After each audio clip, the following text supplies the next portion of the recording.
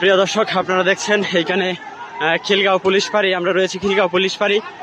এইখানে হচ্ছে এই অটো রিক্সা চালক এবং ছাত্রদের মধ্যে ধাওয়া পাল্টা দেওয়া হচ্ছে, ইট পাটকেল নিক্ষেপ করা হচ্ছে। আমরা আপনাদেরকে সরাসরি দেখানোর চেষ্টা করতেছি। এখানে প্রচুর পরিমাণে হচ্ছে আপনার ছাত্র এবং রিক্সা চালকের মধ্যে ধাওয়া পাল্টা দেওয়া আমরা দেখতে পাচ্ছি। যে আপনার সরকারি কোয়ার্টারকে লক্ষ্য করে কিন্তু এইখানে ইট পাটকেল নিক্ষেপ করা হচ্ছে অটো চালক কর্তৃক। এর আগে আপনারা দেখেছেন যে ছাত্ররা কোন কলেজ বা বিশ্ববিদ্যালয় থেকে আমাদের এখানে এসেছিল, আমরা সেই বিষয়ে নিশ্চিত না। এখানে প্রচুর পরিমাণে ইট পাটকেল নিক্ষেপ করা হয়েছে, অগ্নিসংযোগও করা হয়েছে। আপনারা জানেন যে মালিবাগের এই দিকটা একটি পয়েন্টে একটি গাড়িতে অগ্নিসংযোগ করা হয়েছে।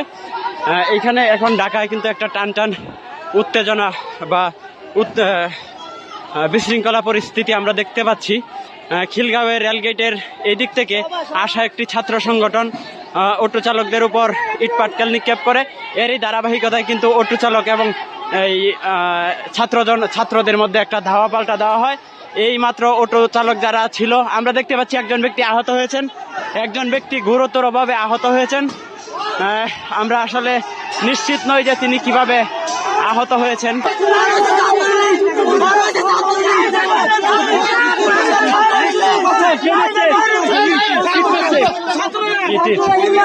যাই হোক, প্রিয় দর্শক, আপনারা দেখলেন যে এখানে কিন্তু একটা বিশাল ধাওয়া পাল্টা দেওয়া হয়েছে। এই ধাওয়া পাল্টা দেওয়ার মাধ্যমে একজন ইটের আঘাতে ক্ষত বিক্ষত একজন কিন্তু এখানে ছিল।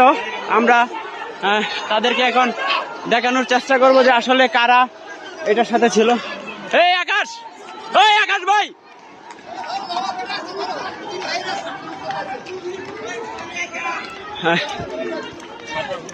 আপনারা দেখছেন যে এই একত্রিত প্রোটোকল আপনারা দেখছেন যে ব্যাপক আকারে কিন্তু ধাওয়া পাল্টা দেওয়া হচ্ছে।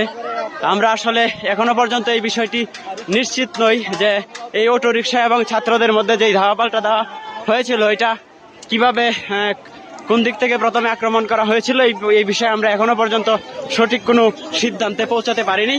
আমরা আসলে আপনাদের সাথে সর্বোপরি যুক্ত থাকবো এবং শেষ পর্যন্ত এটার কি